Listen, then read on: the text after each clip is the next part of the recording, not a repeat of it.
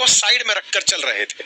Iran युद्ध में busy जो थे, इजराइल को मनाने में बिजी जो थे, पाकिस्तान से मित्रता निभाने में जो बिजी थे। लेकिन मित्रता इनके एक मित्र से, जिसका दुख इन्हें बहुत ज्यादा लग गया दिखता है, नाम था लिंडसे ग्राहम। उनकी मौत हो गई है। लिंडसे ग्राहम पर ऊपर हमने आपसे प्रॉपर जानकारी दी थी। लिंडसे ग्राहम वही व्यक्ति जिन्हें भारत इसलिए याद रखना चाहता है कि उन्होंने एक ऐसा बिल इनकी संसद के अंदर प्रस्तावित किया था जिस बिल में रूस से तेल खरीदने पर 500% तक टैरिफ लगाने की कवायद की गई थी। लिंडसे ग्राहम तो नहीं रहे, लेकिन ट्रंप शायद उसी बात की पूर्ति के लिए अब कुछ कदम उठा रहे हैं। जी हां, भारत पर जल्दी ही टैरिफ का बम फटने वाला है। ये खबर जब मैं आपके साथ आज साझा कर रहा हूं तो इसके पक्ष में प्रमाण ये कि इनकी सदन में 60% सांसदों ने, जैसे राज्यसभा हमारे है, इनके यहां पर सीनेट है, 60% सांसदों ने इस बात का अनुमोदन कर दिया है। विचार करने वाली बात है कि जिस सदन में 53% वोट इनके हों, फिर भी 60% वोट के साथ इस बात का अनुमोदन हो गया कि भारत पर 500% की टैरिफ की जगह 100% टैरिफ लगा दिए जाएं। ये दर्शाता है कि टैरिफ का चिन्ह फिर आ रहा है, और जब ये आएगा तो भारत को कहां तक लेकर जाएगा उसकी आज सुर्खियां होंगी। चर्चा होगी कि क्या भारत और अमेरिका की ट्रेड डील की जो इतनी सुर्खियां हम सुन रहे थे कि हो रहा है, वो केवल एक खबर रह गई। क्या रूस से तेल खरीदने पर भारत समेत उन सभी टॉप 5 कंट्रियों पर जिन पर अमेरिका को लगता है कि हां इन्हें पनिशमेंट दिया जाना चाहिए, लगने की बातें हो गई, क्योंकि यूएस की सीनेट ने 100% टैरिफ भारत के साथ 4 अन्य देशों पर लगाने के लिए प्रस्ताव पास कर दिया है। मतलब अब यहां के बाद हाउस ऑफ रिप्रेजेंटेटिव की बात बची है। 60 सीनेटर्स के साइन हो चुके हैं। ट्रंप के मित्र के जाने के बाद भी ये बात अगर हो गई है तो लगता है कि सीनेट फिर हाउस ऑफ रिप्रेजेंटेटिव और उसके बाद में ट्रंप ये बात वो अपने हाथ में ले आएंगे। आज चर्चा करेंगे कि जब ट्रंप खुलेआम खुद ही टैरिफ लगा पा रहे थे तो उन्हें सीनेट का रास्ता अपनाने की जरूरत क्यों पड़ी? क्या वो अब ऐसा कोई पुख्ता कानून लेकर आ रहे हैं कि भारत फिर कभी उबर नहीं पाएगा और रूस को वो मल्टीपल टाइम पनिश कर पाएंगे? सारी बातों पर आज डिटेल चर्चा होगी।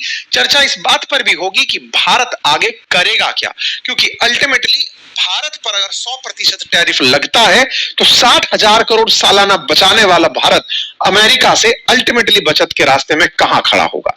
60 सीनेटर्स, मतलब समझिए आज हाउस ऑफ रिप्रेजेंटेटिव और सीनेट, ये 2 सदन है अमेरिकी कांग्रेस यानी संसद में। 100 सांसद वाली जो सीनेट है उसमें से 60 सांसदों का मत समर्थन में है, यानी 60% वोट समर्थन में है।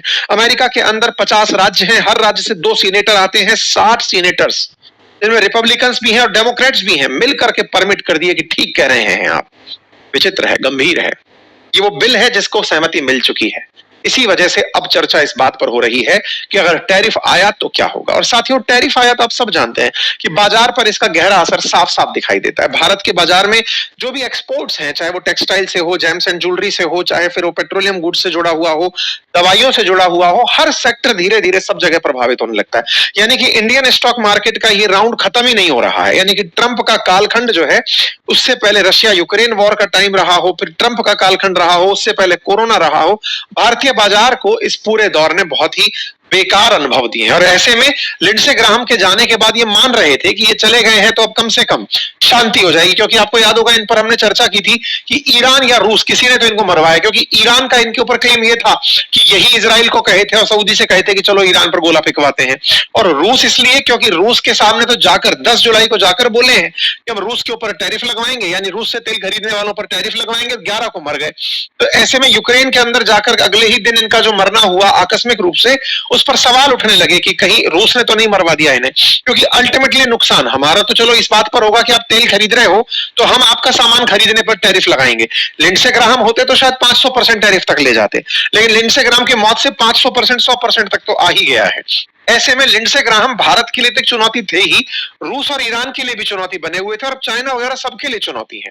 ऐसे में सदन के अंदर इस बात का पारित होना और ट्रंप का ये कहना कि हाँ ये उनके लिए एक बड़ा ट्रिब्यूट जैसा है, मतलब इसमें एक इमोशन और जुड़ गया। हो सकता है इस बिल का नाम वो लिंडसे ग्राहम बिल ना रख दें, बाद में पता चले कि इसको इसी तरीके से जाना जाए। लेकिन एक सवाल है, सवाल ये कि सर ट्रंप जब आए थे तब तो आते ही इन्होंने टैरिफ लगा दिए थे खूब सारे, तो अब इन्हें ऐसा करने की क्या जरूरत पड़ रही है? तो असल में क्या है ना कि ट्रंप जब आए थे, जब टैरिफ लगाए थे, तो अमेरिका का एक कानून है जिसे अंतरराष्ट्रीय आपातकालीन आर्थिक शक्ति अधिनियम कहते हैं, आईपा। उसके तहत इन्होंने भारत पर और दुनिया के तमाम देशों पर अपनी मर्जी से जाओ तुम्हें इतना टैरिफ दिया, जाओ तुम्हें इतना टैरिफ दिया, ऐसे किया था। लेकिन यहाँ की सुप्रीम कोर्ट ने ट्रंप के इस अधिकार को इनसे ले लिया कि नहीं साहब आप टैरिफ नहीं लगा सकते। बोले क्यों? बोले वो आपातकालीन स्थितियों में दी गई शक्ति है, आपको कोई आपातकाल थोड़ी आ गया, आपको लगा कि ट्रेड बैलेंस नहीं हो रहा है, चलो टैरिफ लगा देते हैं। तो ट्रंप को अमेरिका की सुप्रीम कोर्ट ने रोक दिया। अच्छा, अब सुप्रीम कोर्ट ने रोक दिया तो सुप्रीम कोर्ट को रोकने का तरीका क्या है? बोले एक कानून बना दो जिस कानून के बाद में अमेरिका कोर्ट पर हावी हो सके, यानी कि ट्रंप कोर्ट पर हावी हो सके। बोले इसका क्या तरीका होगा? तो ट्रंप अब उसी के लिए कानून बनवा रहे हैं। जैसे अपने देश में संसद अगर कानून बनाए तो कैसे बनाएगी? भाई राज्यसभा, लोकसभा और फिर राष्ट्रपति का शासन, राष्ट्रपति का हस्ताक्षर, उसके बाद में फिर गजट में छाप दो। ऐसे इनके अंदर है।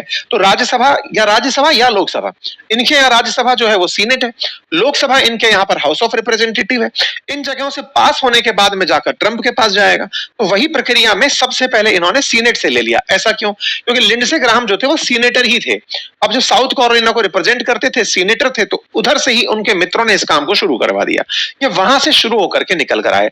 ये हाउस ऑफ रिप्रेजेंटेटिव से भी आ सकता था और फिर सीनेट तक भी जा सकता था। ठीक है, इन 5 देशों को निशाना बनाने की बात हुई है। तो नाम है साहब चीन का, भारत का, स्लोवाकिया का, हंगरी का और अजरबैजान का। ऐसा क्यों? बोले यही वो देश है जो टॉप करते हैं खरीदने में। बोले क्या? बोले साहब टॉप करते हैं क्रूड खरीदने में, टॉप करते हैं कोयला खरीदने में, फर्टिलाइजर खरीदने में, एलएनजी खरीदने में। बोले इसलिए इन देशों का नाम है। इसमें बड़ा ही स्मार्टली एक काम किया गया है और वो ये है कि अगर 15% से कम अगर कोई खरीद रहा है तो हम उसको छूट दे सकते हैं। तो यूरोप को छूट दे दी।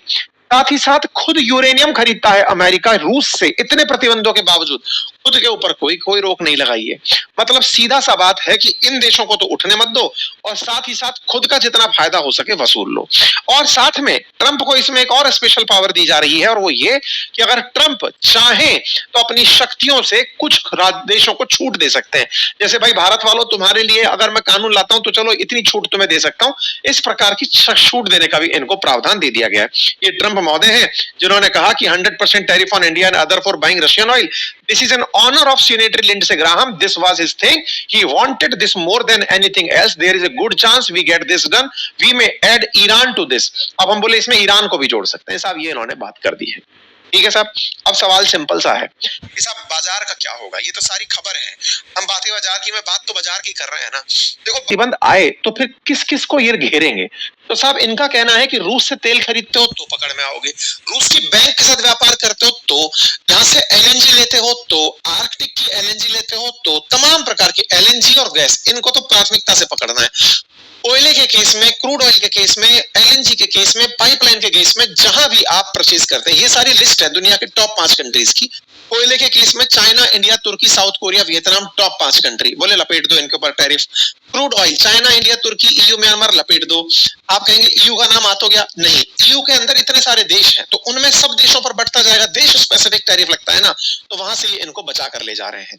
कारण ऐसा क्यों हो रहा है कि साहब ये सब करना पड़ रहा है? असल में हो क्या रहा है ना, रूस ने तमाम प्रतिबंधों के बावजूद दूसरों का झंडा लगा करके, जैसे अभी थोड़े दिन पहले नहीं हुआ था, भारत के कुछ नाविक मर गए थे अमेरिका की स्ट्राइक में, तो हम लोगों ने एक चीज पढ़ी थी कि शैडो फ्लीट चल रही है, हम अपना झंडा जो है वो कहीं और दूसरे देश का अपने जहाज पर लगाकर चल रहे हैं। ऐसे ही रूस वालों ने अपने झंडे हटाकर दूसरे देशों के झंडों में जहाज भर के, जहाजों में दूसरे देशों के झंडे लगे जहाजों में तेल भर भर के दुनिया भर में बेचना जारी रख रखा है। तो अमेरिका और यूरोप के लिए बड़ी चुनौती बना हुआ है। जैसे स्वेज कैनाल पे तो जहाजों को रोक रोक के चेक भी किया गया कि बताओ माल कहां से लेके आ रहे हो, तो ये नीचे से साउथ अफ्रीका होकर घुमाने लाने लग गए। मतलब इस समय पर तेल की जो बाजारी हो रही है ना, वो रूस अपनी तरफ से दुनिया भर में घुमा रहा है तेल को। तो अमेरिका चाहता है कि इसको हर तरह से रोका जाए।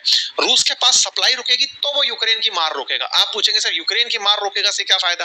असल में क्या, यूक्रेन को बचाने के लिए पूरा यूरोप और अमेरिका भर भर के पैसे दे रहे हैं यूक्रेन को, तो उनका पैसा खर्च हो रहा है युद्ध में। बोले अपना पैसा रोकना है तो रूस को रोको, रूस को रोकने के लिए रूस का पैसा काटो, रूस के पैसे कटेंगे तो फिर ये आकर के युद्ध के अंदर अपना इंटरफेरेंस कम से कम रखेगा। ये सारा की सारा खेला एक तरह से चल रहा है। अब सवाल बना कि साहब हम क्या करने वाले? तो देखो साहब बात ऐसी है, भारत रूस से तेल खरीदता है और इन दिनों तो कुछ ज्यादा ही खरीद लिया, क्योंकि स्टेट ऑफ हॉर्मुज से लगभग 50 50% हमारी आवश्यकता का तेल आता था। भारत 85% तेल अपना इंपोर्ट करता है, उसमें से 50% स्टेट ऑफ हॉर्मुज से आता था। स्टेट ऑफ हॉर्मुज को आप बंद किए पड़े हो फरवरी से। फरवरी के बाद से भारत का जो इंपोर्ट है रूस से वो अचानक बढ़ गया। आप देखिए, जहां 10 लाख बैरल प्रतिदिन हम ले रहे थे, अब 26 लाख बैरल प्रतिदिन आ रहा है। क्यों? क्योंकि भाई हमको कहीं से तो लेना पड़ेगा ना, हमारी ऊर्जा की आवश्यकता पूर्ति कहीं से होगी, जहां से ऑयल की कीमतें सही रहे। तो इसलिए हम रूस से तेल खरीदते हैं। रूस से तेल खरीदने का एक और कारण भी है, हम रूस के क्रूड को रिफाइन करके दुनिया को भी बेचते हैं। हमारे यहाँ की रिफाइनरीज जो है, रिलायंस की हो, नायरा हो, ये तमाम रिफाइनरीज देश के अंदर क्रूड रिफाइन करके, दुनिया भर का क्रूड रिफाइन करके वापस भी बेचती हैं दुनिया वालों को। ऐसे में आपने सुना था ना, हम रूस को वापस से तेल सप्लाई कर रहे थे।